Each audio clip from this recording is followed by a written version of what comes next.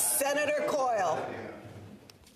Senator Gold, the Commissioner of the Environment, Jerry DeMarco, recently tabled a report revealing significant gaps in the federal government's oversight of the environmental and social impacts of its critical mineral strategy. The strategy, allocating up to $3.8 billion to promote critical minerals extraction, aims to meet the growing and important demand for minerals essential to green technologies. The report highlights concerns that increased mining activity may lead to adverse environmental outcomes such as deforestation, loss of carbon sequestering peatlands, and increased greenhouse gas emissions.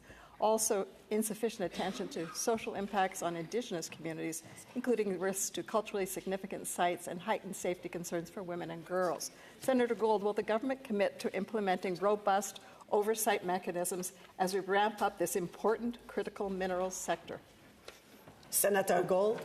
Critical indeed it is, and the government thanks the Commissioner for his important work. It's important, colleagues, to understand that the Canadian Critical Minerals Strategy is a whole-of-government initiative that articulates a vision of policy for accelerating critical minerals development in Canada.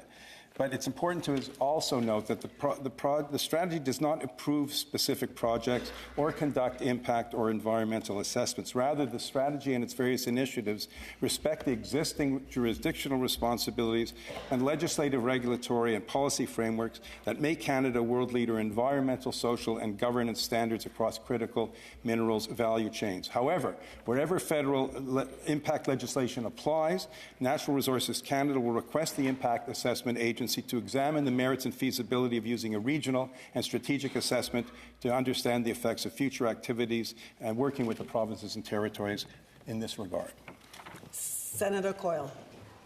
Thank you, Senator Gold. While Natural Resources Canada has agreed with the Commissioner's recommendations, it's also stated that it cannot determine in advance which projects it will fund, limiting its ability to assess cumulative impacts. This approach risks compounding adverse environmental and social effects, especially in regions densely populated by Indigenous communities. What concrete steps is the government taking to enhance its capacity to monitor and mitigate these risks proactively, ensuring that mining initiatives contribute to Canada's net zero ambitions without exacerbating harm to the environment or vulnerable populations? Senator Gold. Well, as I said, it works across government and with other jurisdictions to make those assessments. With regard to impact on Indigenous communities, Senator, it's a key pillar of the strategy that is advancing reconciliation.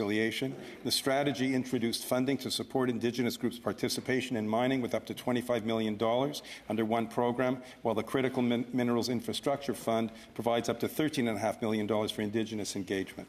Builds capacity, builds knowledge, and builds partnership. Senator